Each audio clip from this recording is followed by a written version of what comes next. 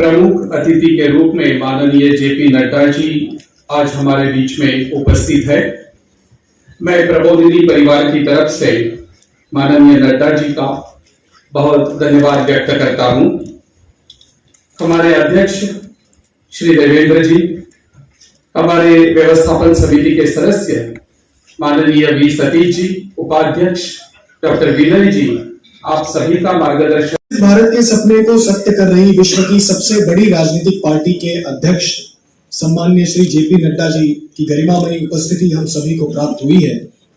एक कार्यकर्ता से राष्ट्रीय अध्यक्ष तक का ये प्रवास उनका सुशासन से भरपूर रहा। मैं आदरणीय अध्यक्ष जी से अनुरोध करता हूं कि वे इस समारोह को संबोधित करें।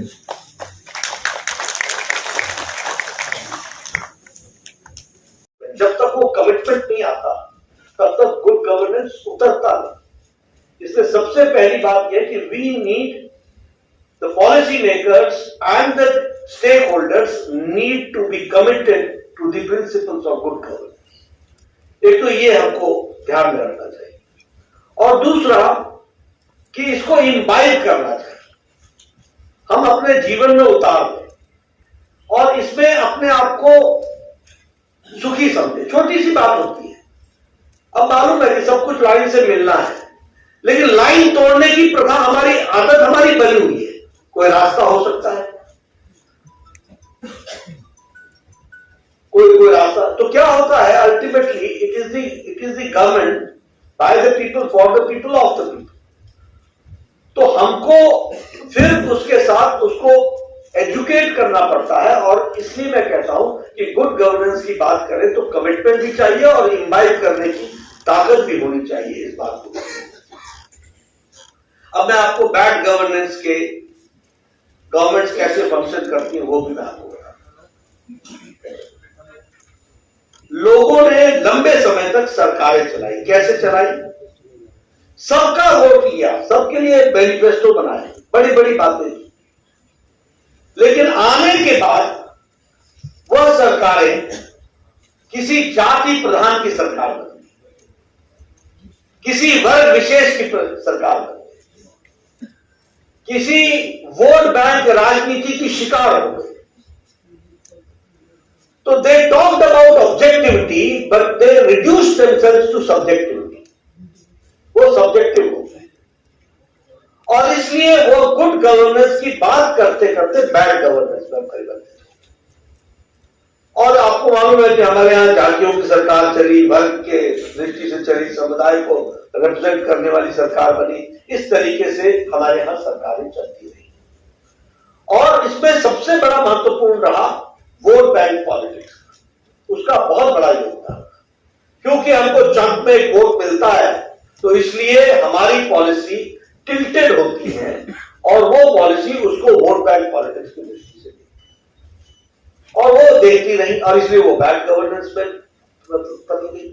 और अब जिसको हम कहते हैं कि किसी वर्ग विशेष के लिए या वोट बैंक पॉलिटिक्स होती है, अल्टीमेटली वो अपीजमेंट की पॉलिटिक्स बन जाए, तो इट लीड्स टू अपीजमेंट। इस बात को भी हमको ध्यान में रखना चाहिए। और इसका बाय प्रोडक्ट क्या है?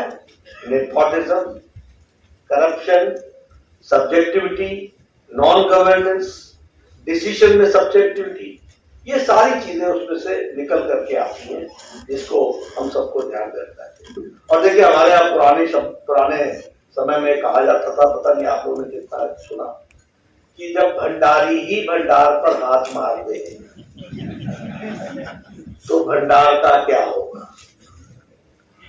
और दूसरा हमारे यहां था कि जब बाढ़ ही खेत को खाने लगे तो खेत का क्या होगा।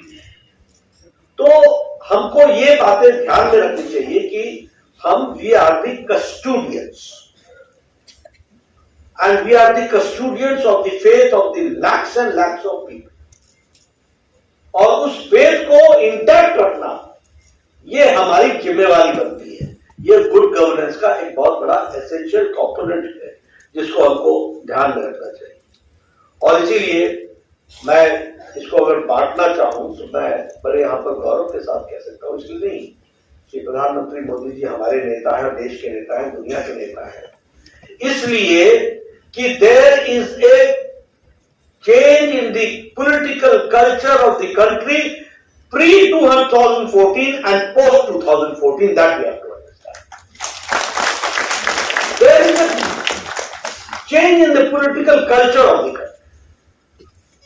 राजनीति की संस्कृति को प्रधानमंत्री मोदी जी ने बदल डाला और एजेंडा बदल डाला. और अब देखिए, इसी को जाति जनगणना की बात कही, बीजेपी उसके साथ खड़ी. हमने कभी नहीं कहा, हम कहते रहे, लेकिन प्रधानमंत्री ने क्या कहा? ज्ञान की बात की. अगर गरीब, जी फॉर ज्ञान, गरीब, वाई फॉर युवा, ए फॉर अन्नदाता, एन फॉर नारी शक्ति. अगर आप गरीब की चिंता करते हो, युवा की चिंता करते हो, अन्नदाता की चिंता करते हो, नारी शक्ति की चिंता करते हो, तो आप सारे समाज की चिंता करते हो. इस बात को हमको, so he took out the country from some, इसको जो आप फ्रैगमेंट कर रहे थे उससे निकाल करके सबका साथ, सबका विकास, सबका विश्वास, सबका प्रयास, इस तरफ उन्होंने इस देश को पहुंचाने का प्रयास किया. इसको भी हमको समझना है. और इसीलिए जब हम इन बातों को कहते हैं, अभी पॉलिसीज की बात है, मैं आगे चल करके कुछ थोड़े से उदाहरण भी दूंगा. इस देश में पता ही नहीं चला कि पॉलिसीज में, नीतियों में मूल चूल परिवर्तन किस प्रकार से हुआ और किस तरीके से शांति प्रिय तरीके से. उसका सबसे पहला कारण है पीपल्स पार्टिसिपेशन. पॉलिसी मेकिंग में पीपल्स का पार्टिसिपेशन, लोगों का पार्टिसिपेशन, उनकी इन्वॉल्वमेंट, उनको साथ लेकर, they are the stakeholders. कोई भी आप नीतिगत परिवर्तन करते हो तो आपको नीतिगत परिवर्तन में लोगों को पॉलिसी बनाने में, आपको पॉलिसी में उनका पार्टिसिपेशन. दूसरा, जो आप पार्टिसिपेशन कराते हो वो ट्रांसपेरेंट होना चाहिए. डिलीवरी भी ट्रांसपेरेंट होनी चाहिए, सजेशंस भी ट्रांसपेरेंट होने चाहिए और ओपन डिस्कशन होना चाहिए. और तीसरी, उसकी अकाउंटेबिलिटी होनी चाहिए. और चौथी उसका कि उसमें डिलीवरी में कोई भी डेफिशिएंसी नहीं होना चाहिए. डेवलपमेंट की ओर बढ़ने के लिए हमको डिलीवरी पर भी ध्यान देने की जरूरत है और जो लीकेज है उनको भी हमको रोकना चाहिए. इस पर हमको काम करना चाहिए. अब जब हम कहते हैं कि सबका साथ, सबका विकास, सबका विश्वास, तो प्रो पीपल पॉलिसी, प्रो किसी कास्ट के लिए नहीं, किसी वर्ग के लिए नहीं, प्रो पीपल, पीपल सेंट्रिक होना चाहिए. और स्कीम्स को लास्ट माइल डिलीवरी तक, जो लास्ट मैन तक पहुंचे, इसकी हमको चिंता करनी चाहिए. और इसमें हम डिजिटल वर्ल्ड का, डिजिटाइजेशन का हम लाभ उठा सकते हैं, तो उसके लाभ को लेकर के हम अपनी बातों को आगे रख सकते हैं. मैं आपको ज्यादा लंबे उस पर नहीं ले जाऊंगा, लेकिन इस देश को पता ही नहीं चला कि 2017 में हेल्थ पॉलिसी बदल गई. क्यों नहीं पता चला? इसलिए कि स्टेक होल्डर्स के साथ इतनी डिटेल डिस्कशन हुई और यूनानिमस एडॉप्ट किया गया हेल्थ पॉलिसी. कोई कह ही नहीं सकता था कि ये मोदी सरकार की हेल्थ पॉलिसी है. सबने ये कहा ये हमारी हेल्थ पॉलिसी है, ये this is the beauty of people. देश की हेल्थ पॉलिसी बदल गई. क्यूरेटिव से हम प्रिवेंटिव में चले गए, प्रिवेंटिव से हम प्रोमोटिव में चले गए, प्रोमोटिव के साथ क्यूरेटिव भी जुड़ गया, उसके साथ जेरियाट्रिक भी जुड़ गया, पैलिएटिव भी जुड़ गया, कॉम्प्रिहेंसिव हेल्थ केयर आ गया. यही इसी देश में झगड़ा एलोपैथी आयुर्वेद का चलता रहा है, ये हमने सालों साल सुना है. और आज एक ही छत के नीचे एलोपैथी भी है, आयुर्वेदा भी है, सिद्धा भी है, योगा भी है, यूनानी भी है. किसी को पता चला हाउ दिस पॉलिसी है? ये कोई छोटी घटना है. एक हेल्थ सेंटर में आपको योगा भी मिल रहा है, एक हेल्थ सेंटर में आपको इंजेक्शन लगाने वाला डॉक्टर भी मिल रहा है. ये कभी हुआ था? ये तो ऐसा था कि एक जगह पर बाप बकरी पानी पीने बैठे, इस प्रकार की बात मानी जाती. एलोपैथी और आयुर्वेद एक जगह आ जाए, ये नामुमकिन था. लेकिन होलिस्टिक हेल्थ का तो इतनी बड़ी पॉलिसियां है. उसी तरीके से अगर मैं दूसरा उदाहरण आपको देना चाहूंगा तो नेशनल एजुकेशन पॉलिसी. ये एजुकेशन की पॉलिसी में मालूम आपने इस देश में देखा है, वंदे मातरम पर झगड़ा हुआ है, एजुकेशन मिनिस्टर ने झगड़ा किया.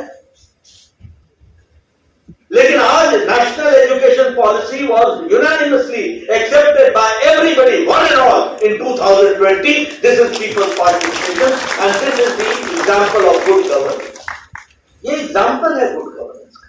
इतनी बड़ी चेंज, इतने आपको मालूम है एजुकेशन में वैचारिक पृष्ठभूमि पर को लोगों का कितना विरोधाभास और कितने कितने अपने अपने बातों के साथ जुड़े रहना आप सब लोगों ने देखा है. यहाँ हमारे युवा साथी बैठे हैं, कोई जो जेएनयू से आता होगा उसका शेड कुछ और है, दिल्ली यूनिवर्सिटी का शेड कुछ और है, किसी और का यूनिवर्सिटी का शेड और है, किसी प्रोफेसर का शेड कुछ और है, ये सब आप जानते हैं.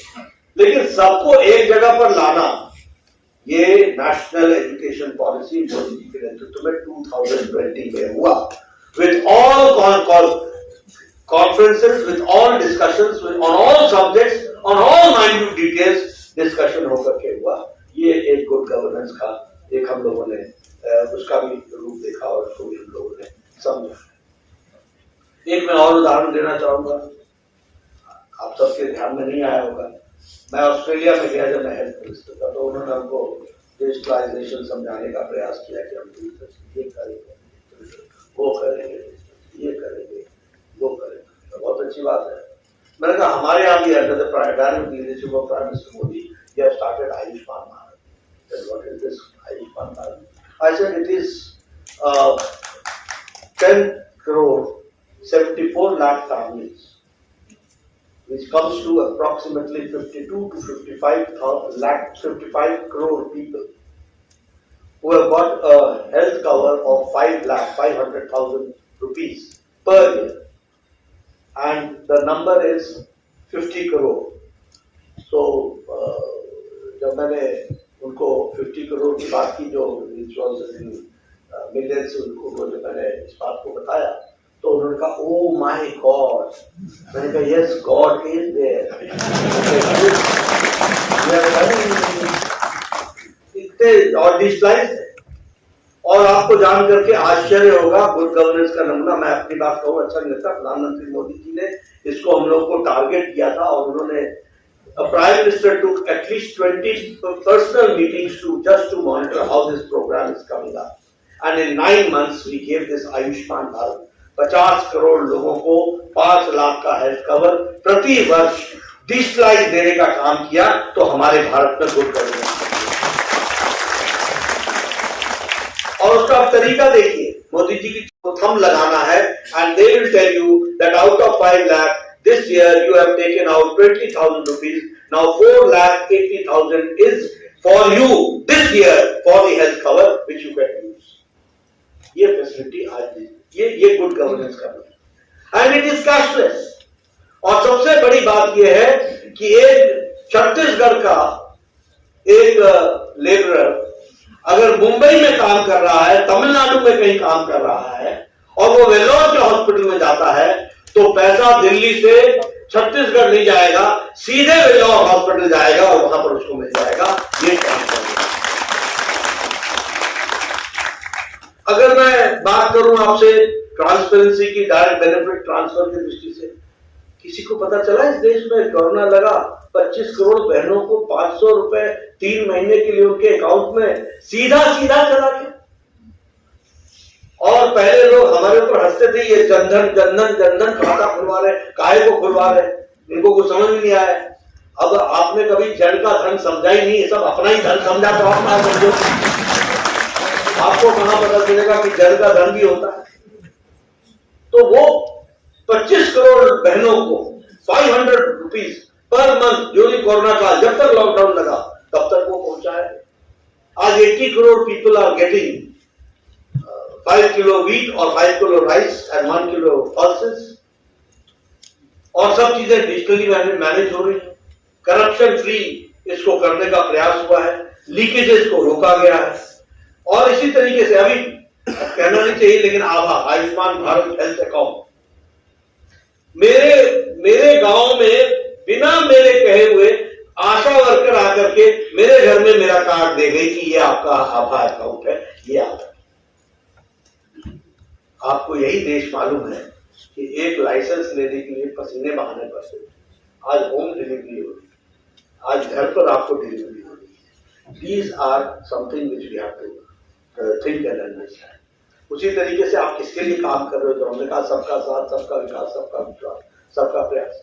उज्ज्वला कास्टलेस, उज्ज्वला सिर्फ इस बात को देखती है कि आप पात्र हैं कि नहीं, किसी भी कास्ट के हो, किसी भी धर्म के हो। उजाला, एलईडी बल्ब, सौभाग्य योजना, आयुष्मान भारत। आयुष्मान भारत में आपको जानकर के आश्चर्य होगा, बाय प्रोफेशन लोग हैं इसमें।